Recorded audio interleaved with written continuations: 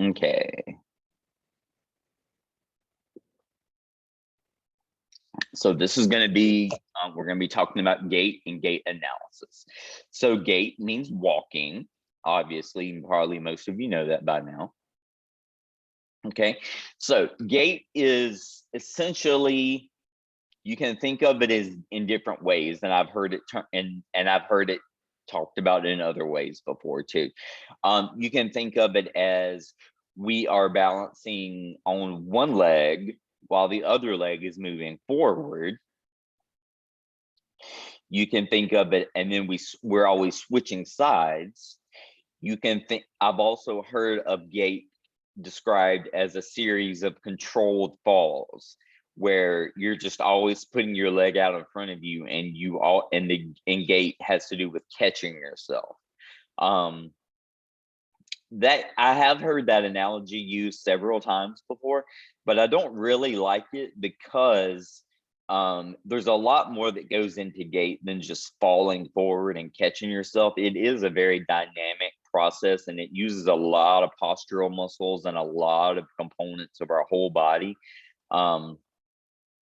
And going in, just since I just said that, gait also is we're not only talking about what's going on with the legs, but we're also talking about what's going on at the pelvis, the trunk, and the arms as well, and sometimes the head whenever we start doing gait analysis of people.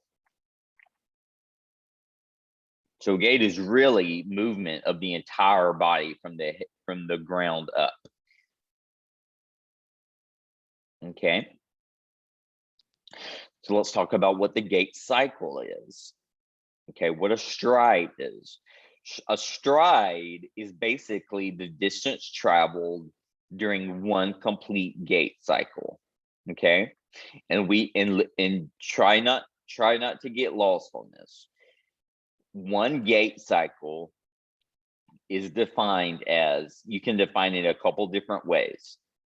It's from the time that one foot hits the floor until that foot hits the floor again. So a stride length would be the distance traveled from whenever, let's say if it's the right foot first hits the ground, and then it steps and it swings through the air, and then the next step it hits the ground again. That distance from the first right step to the second right heel strike would be the stride length. Or you can, sorry about the barking, or you can say it's from one right step to the next right step, or from one left step to the next left step. Okay. A step length, it's just what it sounds like. It's just the length of one step. And the step length is always going to be half of the stride length. So the step length will be, and we're going to be measuring these distances in next semester in Kines, because we have a lab with Kines next semester, but there is no lab with this Kines class. But I can show you some diagrams to give you an idea. But step length is the distance measured from one right step to the next left step, or from the left step to the next right step. So it's just the distance traveled between 2 feet when one foot hits the ground and when the other foot hits the ground, if that makes sense. Okay, and 2 steps equals one complete gait cycle.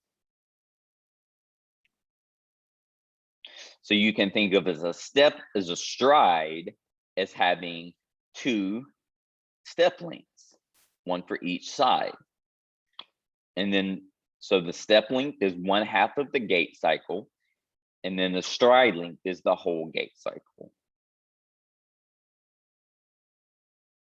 Okay, now if those confuse you, stride and step, just remember stride is from when one leg hits the ground until it hits the ground to the second time, and step is just from one foot to when the foot on the opposite side hits the floor.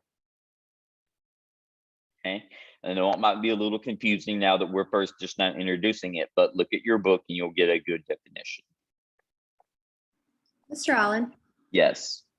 are these slides available on Blackboard? Yeah, do you not have them? So when I click on the July 1st, it's like a different PowerPoint. It's not the one that you're showing. Oh, okay. Is it on Gait at least? Yes, it is, but it's like 10 slides. Okay, It looks well, different than this one. then I put the wrong one up. This is the one that I've got right now that I'm going over is the correct one. That's the one I meant to upload. So I thank you for bringing that to my attention, Karina. As soon as class is over, I will upload this PowerPoint to the weeks folder. Okay, sounds good. Thank you. Thank you so much for bringing that to my attention. You're welcome. Okay, and then the last thing on this slide is just cadence.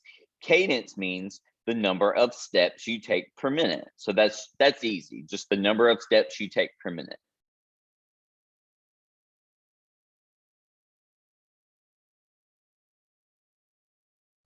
Okay, now you don't have to know these numbers by heart because every single person is a little bit different, but these are just averages for average age adults. So like our age and up to like probably 40s and 50s. So average steps per minute or cadence for adults for us is about 110 to 120 per minute. And then slow walking, again, you can't really define this because slow walking, anybody can walk as slow as they want to. So I won't even define that. But fast walking is about 130 steps per minute. So not much more faster than regular cadence. Okay, let's give some more terms. Velocity is the speed of walking or the distance traveled in a given amount of time. So you all used velocity last semester in physics. Now we're going to be talking about velocity in terms of how fast you're walking. So we'll either be talking about it in feet per second or meters per second.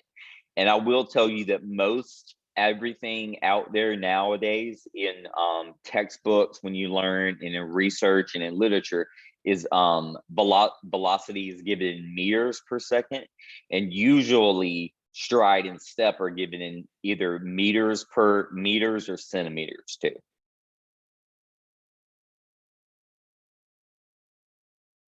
Okay, so now let's get into the bread and butter of the lesson.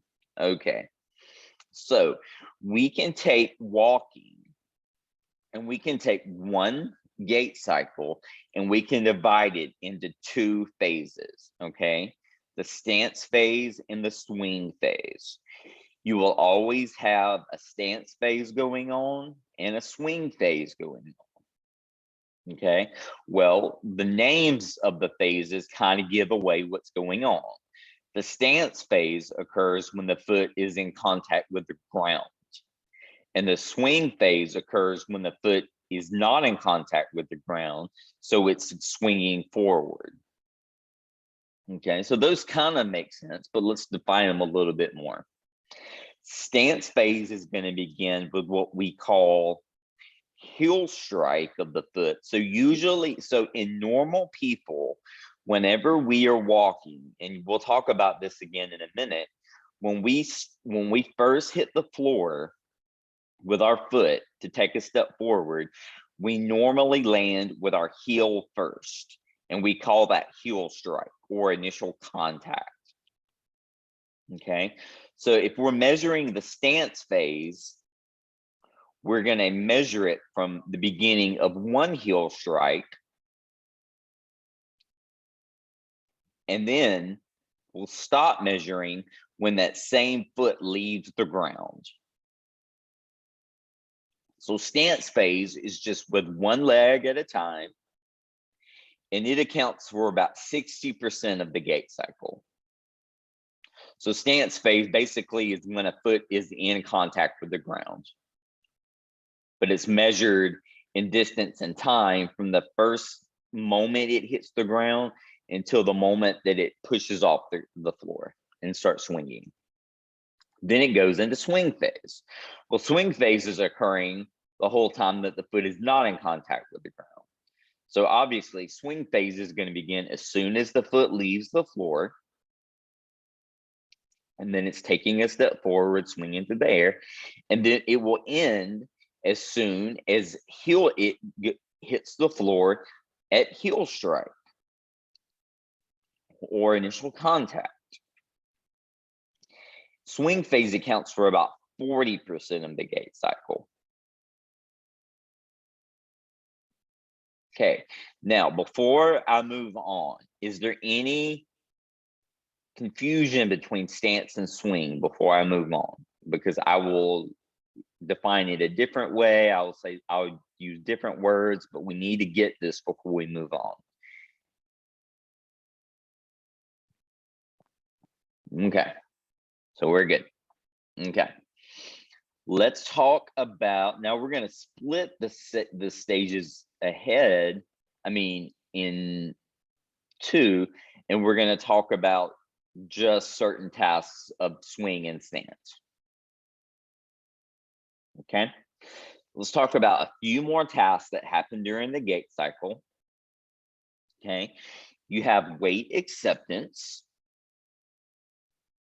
and that's going to be right after your foot has initial contact on the floor, and that's the very beginning of stance phase. And that's when the foot is on the ground and the body weight starts to shift over that foot. And now that whole leg is holding the body weight. So at this point, think of weight acceptance is the time from when your foot first hits the ground, and then you're basically standing on one leg and holding all your weight on one leg. Okay, so that would be called single leg support, when the body weight shifts completely onto the stance leg so that the opposite leg can swing forward. So we're always going to be standing on one leg while the other leg is swinging forward. Makes sense. Okay. Now, while most single leg stance takes up about 40% of our gait cycle, we also have a very, very, very small period where we have double limb support. And that's where both feet are touching the floor at the same time. And if you look at this picture on the treadmill, I think you can appreciate a better definition of what I was talking about. So the heel, the foot that is in front, where the heel, the weight is on the heel and the toe is up in the air, that foot would be in initial contact and beginning of the stance phase. Okay, the back foot is at the end of its stance phase and about to go into pre-initial swing, which we'll talk about in a minute. So you do have a small period of double limb support. And then the only time that you have a period of no limb support, where you don't have any contact with the floor, is when you're running. So any speed of walking, even very, very fast walking, you always have contact with the ground. But if you're running, then that's the time whenever you will have a small amount of time with no contact with the ground, but that's only with running. And I don't know how this guy's running in flip-flops.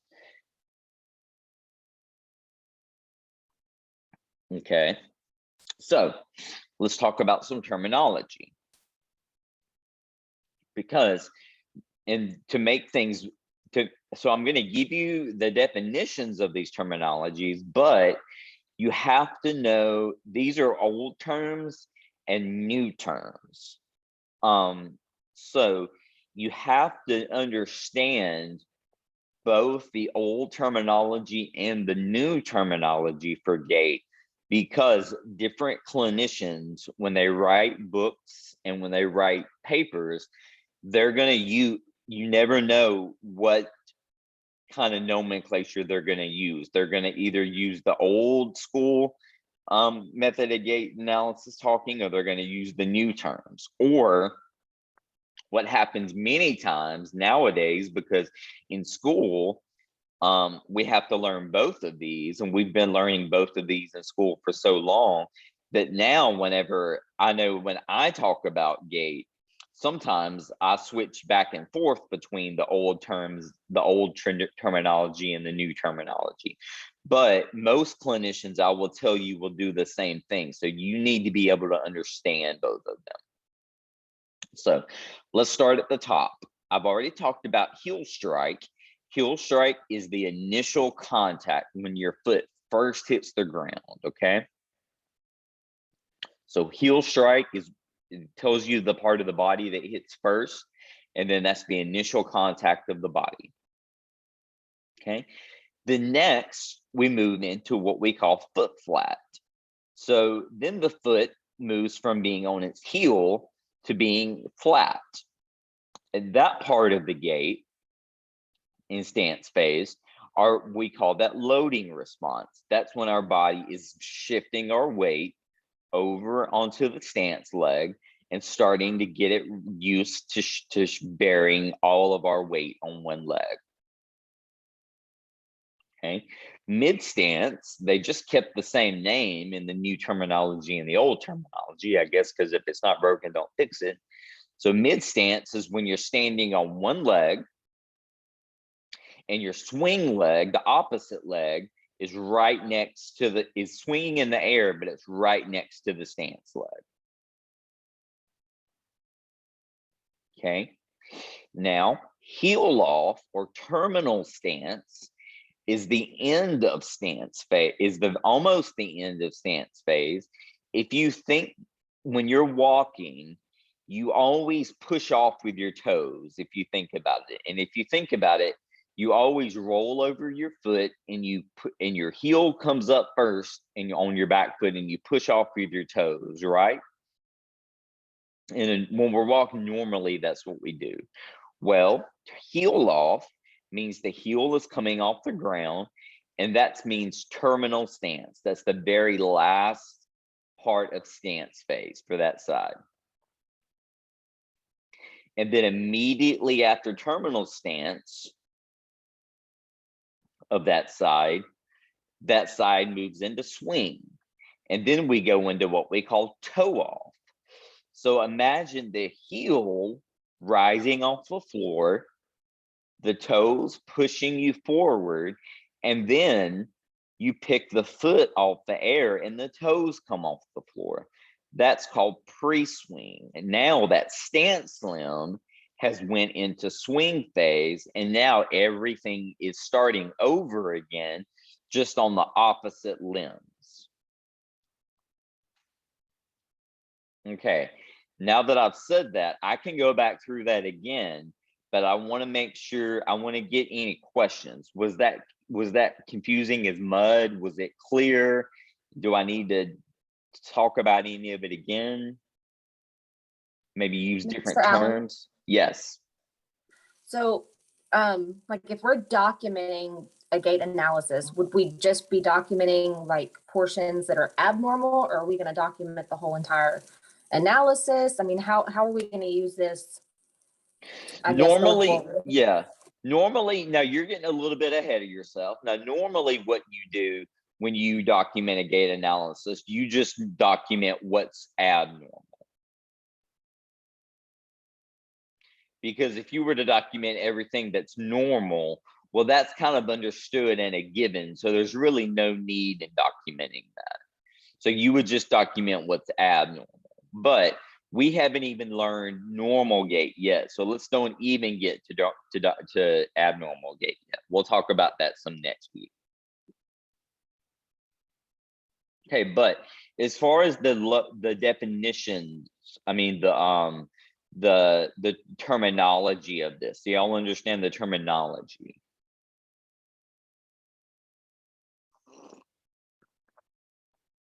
Okay.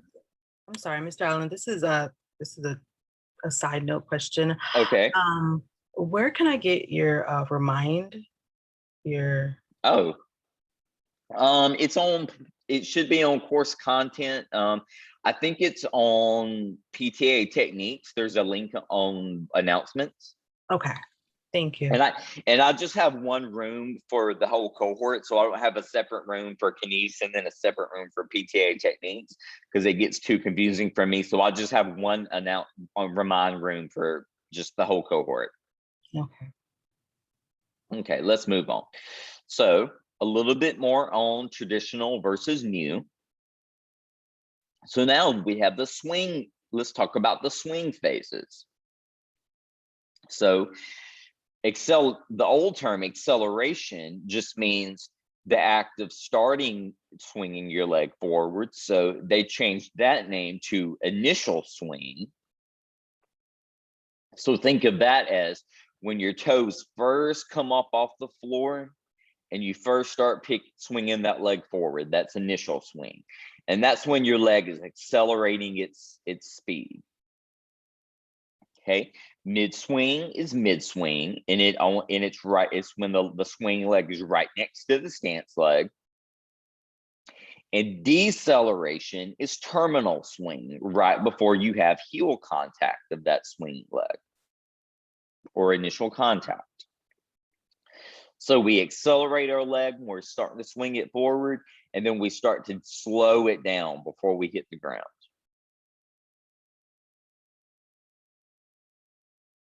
Okay, now this is a chart that may help some of you. It may confuse some of you. So if it confuses you, don't look at it. There's other charts in your book that are a little bit better than this. But this kind of lets you see just how there's going to be periods of stance and swing that overlap each other. And you can see the periods of double limb support. So don't look too deeply. What I really want you to get off of this slide is look and see that stance and swing phases are always happening in very close and very synchronized and very, very, very calculated timing by the brain. But it all overlaps each other in phases. Okay, now just because we're going to go through all of these one by one, so don't let this little flow chart confuse you. But this is one way that you can quiz yourself on the different phases of gait. So you can start from one stride and you can look at it as it's divided into stance phase and swing phase. And you can see there's a lot more phases that they determine for stance than they determine for swing. So let's talk about stance first. And we're going to break stance down into several sub phases, and then we'll talk about some key points that you need to know during each of those. And we are going to talk about gait again next week, so don't think that you got to get it all today. But whatever we talk about today, I do want you to look back over it again because you'll be lost again next week. Okay. So we already defined heel strike, and the new term is initial contact. That's when the leg first touches the floor and stance phase begins. Okay. Well, the activity says stance phase begins, task of weight acceptance begins, double limb support begins. Okay, now look at the key points to observe. The head and the trunk are upright. The ankle is still dorsiflexed in the air. The foot is not flat on the floor. The ankle is still dorsiflexed. So we're still just standing on our heel. Our hip is flexed out in front of us. Our knee is extended so that we don't buckle our knee. And if you go back to this picture, look at the stance phase. And you can see that. You can see right here, there's a heel contact here. So there's an initial contact. The ankle is dorsiflexed. The knee is extended so that we don't buckle. And then the hip is flexed to bring our foot out in front of this. Okay, I'm going to be bouncing back and forth between these slides. Okay, now let's look at foot flat. This is when the entire foot moves from being dorsiflexed and then it just flattens on the floor. This is called loading response. This is when the whole foot flattens itself on the floor and the whole body weight starts to shift onto the stance leg. Okay, so now the stance leg is holding all the body weight and double lower extremity support begins. Okay, well, now let's look at the key joint movements. The ankle is plantar flex now, so the foot is planted on the ground. The knee is slightly flexed. And the hip is actively moving into extension.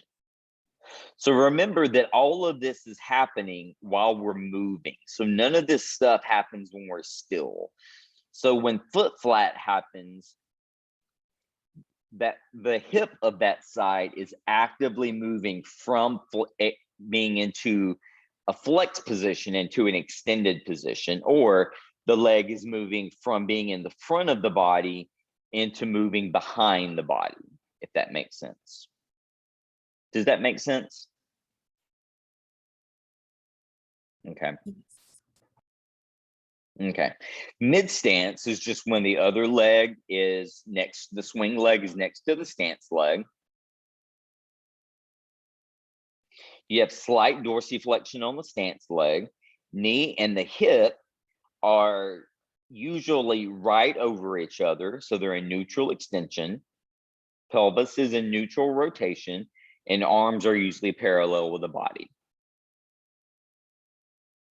Okay, going on with the stance phase still. Then after mid stance, we have heel off. This is when the heel starts to rise off the floor and we start to push ourselves forward with our toes. This is called terminal stance. Okay, so in this point, the body is moving ahead of our stance leg. So if you look at it in this picture, let's find it right. It would be right here. The ankle is slightly dorsiflexed.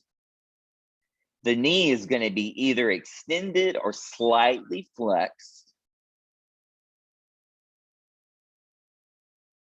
And then the hip is going to be an extension behind the body. You can see where my mouse is moving.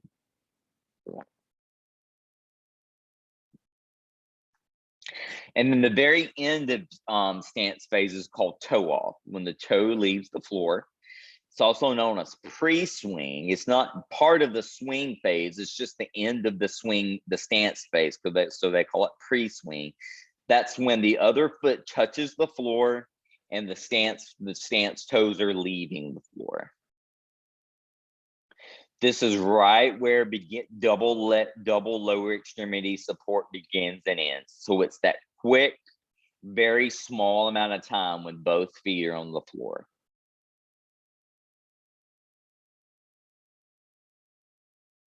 Okay, now talk a little bit about swing phase. And then we do have a video to watch where you can analyze gait. So the old terminology was acceleration. So in this one, in swing phase, the lower extremity is behind the body and it's moving forward to catch up with the body. So swing phase begins when the foot leaves the floor after pre-swing,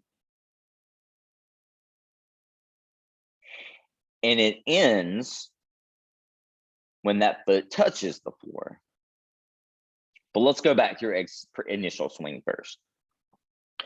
So the activity of initial swing, you're going to have non-weight bearing on the swing leg. So your leg will be totally in the air, and you're standing all the way over on the contralateral side. Okay. When you're in initial swing, your ankle is plantar flex because it was just done pushing you off the ground, but it's starting to dorsiflex. The knee and the hip are in extension. Oh, I'm sorry, they're in flexion. I'm sorry, I said that they are in flexion. And the swing lower extremity is behind the body, but starting to move in front of the body. Okay, now let's go to mid swing. Mid swing is the same thing as mid swing. That happens just when the swing foot passes under the body.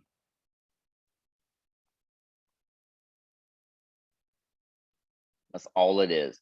The swing leg passes under the body. So the ankle is at dorsiflexion. The knee is at its maximal flexion, because think about this. If you're swinging your leg from behind you to in front of you to take a step, then in order to clear your leg so you don't drag it on the floor, you need a lot of dorsiflexion and knee flexion to clear your leg so that you can pass it forward and plant it on the ground without it dragging on the floor. Hopefully that makes sense. And then deceleration is terminal swing. And that begins when the foot first touches the floor. That's when single leg advancement ends, single leg stance ends, and now you're going to be in double leg stance. Your ankle will still be dorsiflexed, your knee will be extended, your hip will be flexed, and your lower extremity will be ahead of your body. So if you can't picture that, just take a step forward and just put your heel first on the floor and just let your leg stay there and let it relax there. And then that's the position that your leg is in when you first take a step. With your ankle planted in dorsiflexion, knee is still extended so you don't buckle, hip is flexed because your leg is in front of you and your whole leg is in front of your body. And that would be terminal swing. And that's what happens right before you go into initial contact, and then the stance phase happens on that side. So if you can think, as you see, we're constantly moving back and forth between stance and swing on either leg. Now, before we move on, whenever you're trying to keep all of these phases of gait in your head and you're trying to watch somebody and analyze them, you only want to watch one leg at a time. If you try to watch two legs at the same time, I don't think there's any therapist that can do that and adequately get all the information they need. So what we do, we watch one leg at a time from the posterior side and the lateral side. You'll watch from the right leg, from the right side walking, from the left side walking, and then from the posterior, if they're on a treadmill or walking down the hallway, and the anterior also. Okay, now let's talk about a few other things that happen with gait that you don't really think about. We do move up and down about a whole 2 inches in the air during our gait. We do have a vertical displacement.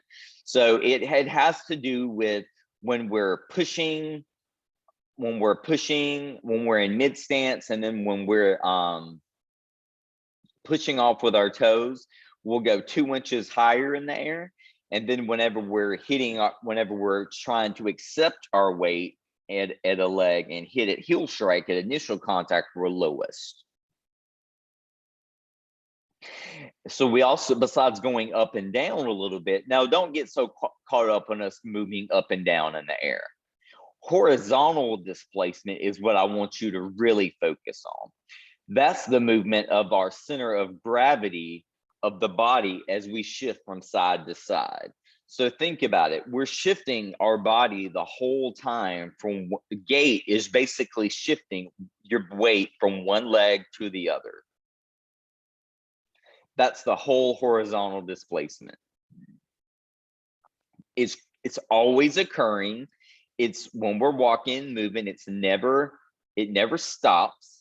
And it's greatest at single leg stance, obviously, because then we're standing on one leg.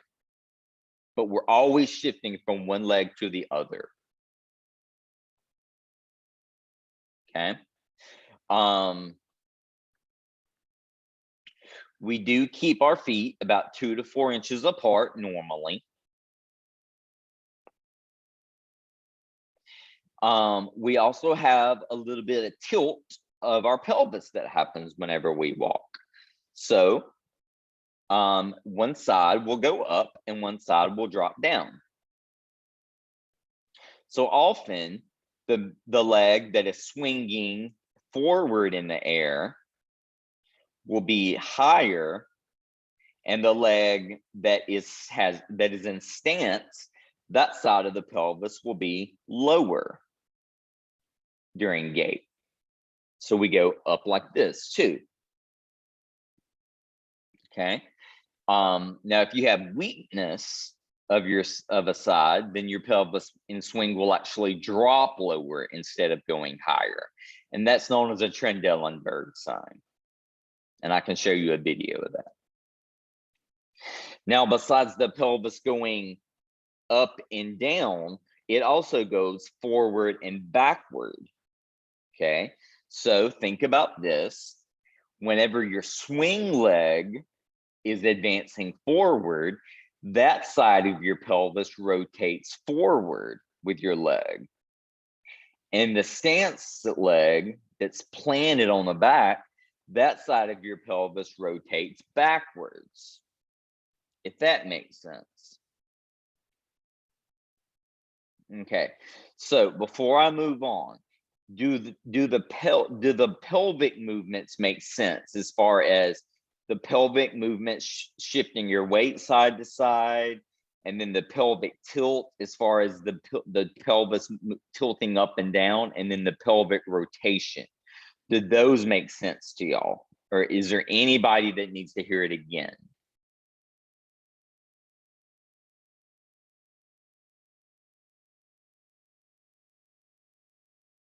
Okay, then I'll move on. I do want to mention, just make sure you understand all this before next week, because we're going to start on some little bit of normal. We're going to learn how to do normal gait analysis next week. We're not going to analyze a whole person. We're just going to learn how to pick out the basics. You'll do a full gait analysis next semester. And then we all know we swing our arms when we walk. Well, we swing our arms contralaterally with our leg and with our trunk. So that contralateral means opposite side. So whichever leg is forward and going into loading acceptance or loading response, that arm will be backwards. And then whatever leg is in terminal stance, that arm will be forward.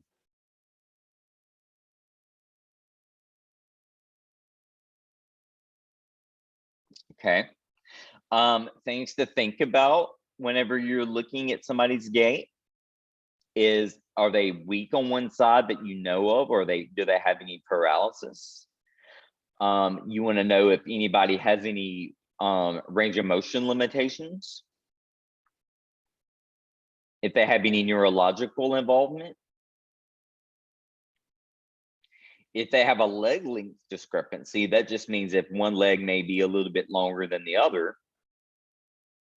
And if one side is painful, if any of these things are present, they're going to have an abnormal gait. Even just pain that's just, even if you just felt a little bit of pain, say that you were working out, or let's say you were playing soccer or basketball and you hurt your knee, and it was just, say you thought it was very minor, but it's enough to where it hurts when you walk.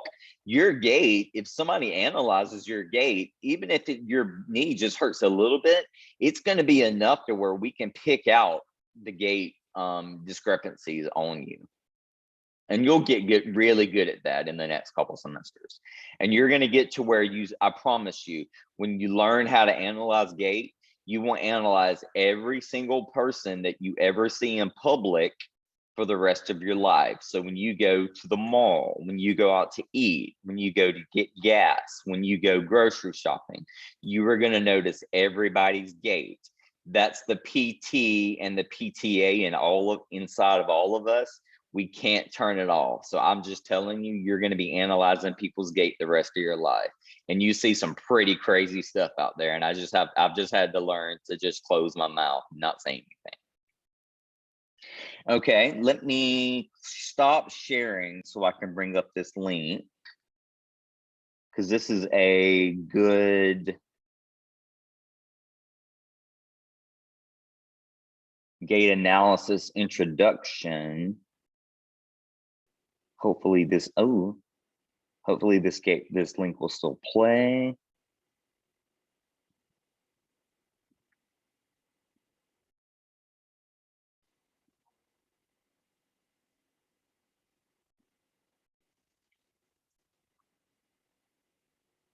Cancel. Okay, I'll tell you what. I've got a good video and my link is not working, but I know the exact name of it. So give me 2 seconds. You cannot minimize Zoom when you're recording. Well, dang it. I'm gonna search for this video on YouTube because I want y'all to see it. I know the name of the company. Physio Tutors. Gait cycle. Yes.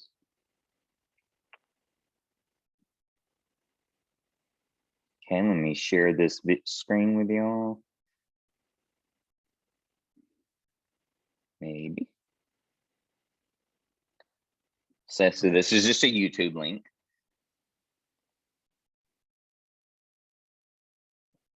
You guys ready for this?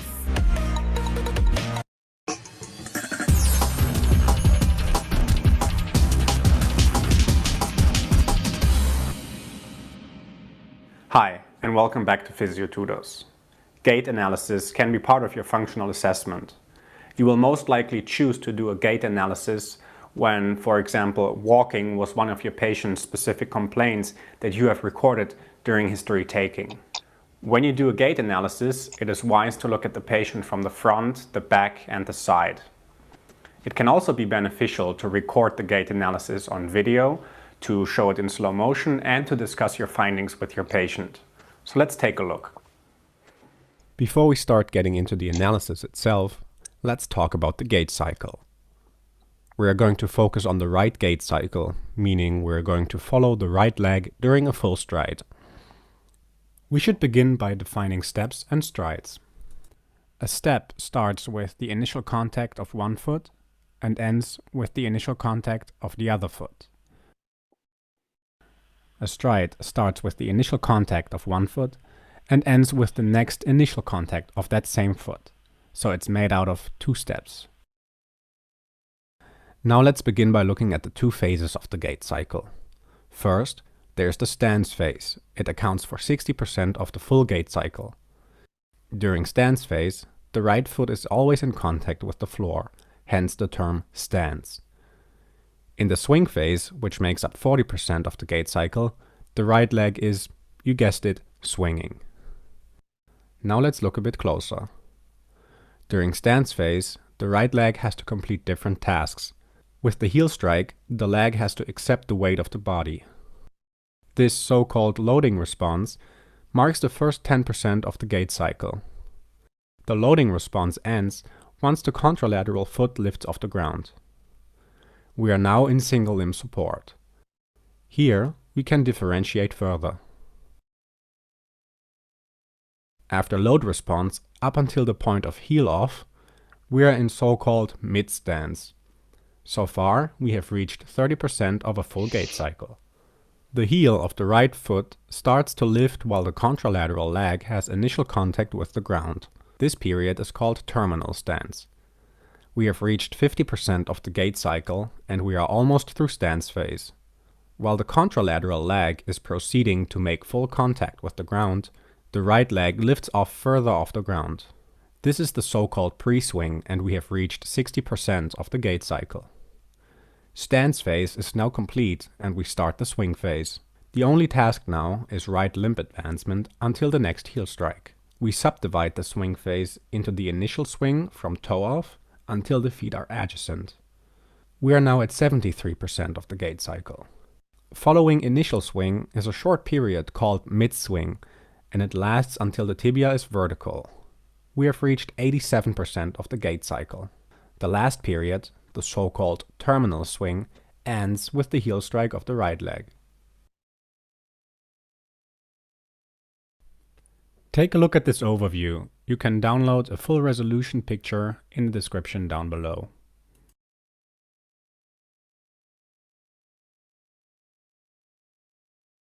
To analyze gait in physiotherapy, one could make use of the Nye. In some patients, the arm swing might also be reduced. Next up, one should look at the pelvis and whether posterior rotation is excessive. Your patient might have to expose landmarks for you to assess this item. At the hips, check the amount of extension and whether that is reduced. Do the same for the knee. Also, assess the knee flexion movement and check whether it's absent. Furthermore, check for normal ankle plantar flexion, which might be reduced. Lastly, you could also inspect the amount of internal or external rotation of the leg. Alright, this marks the end of the video on gait analysis. So, whoops. I can still hear it.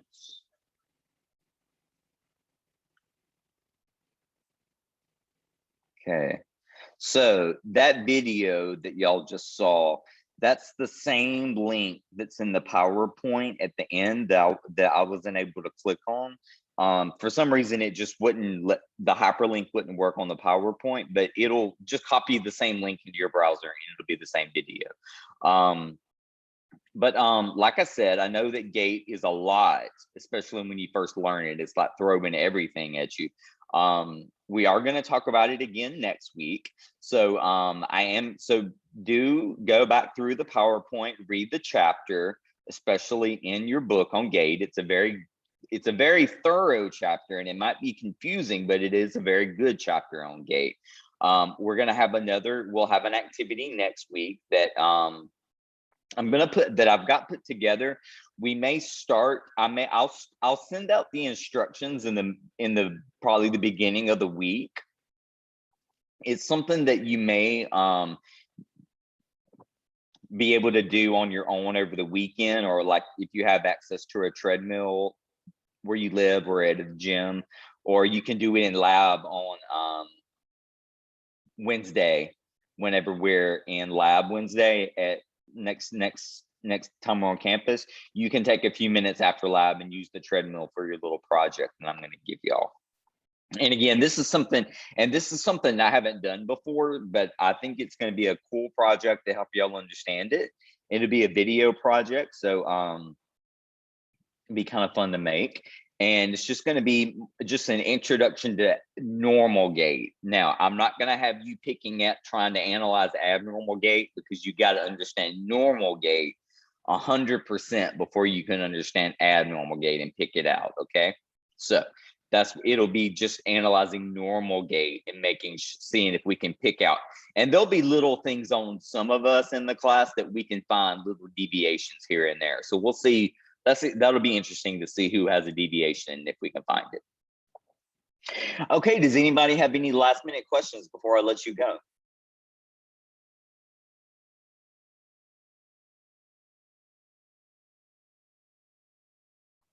Okay, well, y'all are free to go. So I will see many of you in Open Lab tomorrow then. Thank you. You're welcome. Bye-bye.